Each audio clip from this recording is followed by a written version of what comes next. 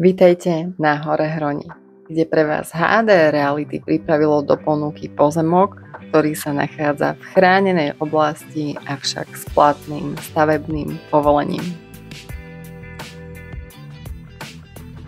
Nachádzame sa na pozemku v obci Bacuch v rozlohe 728 m2, kde už sú položené základy na budúcu výstavbu drevodomu. Atraktivitu tejto príležitosti určite zvyšuje aj to, že je v chránenej oblasti, v ktorej už nebude možná výstavba.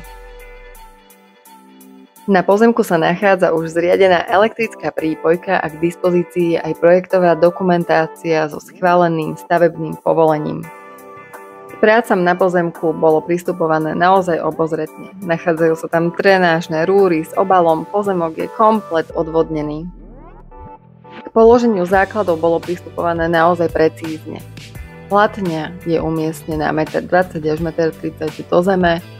Na vyvýšených podlažiach vzadu je všetko pripravené na výstavbu altánku, ktorý vám umožní naozaj prekrásne výhľady.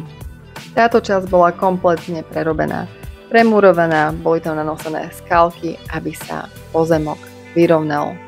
Táto jedinečná príležitosť teda prináša spojenie veľmi kvalitne odvedenej práce v rámci základov v chránenej oblasti, kde už ďalej výstavba pokračovať nebude. Moje meno je Simona Antares a v prípade, že vás ponuka zaujala, neváhajte ma kontaktovať.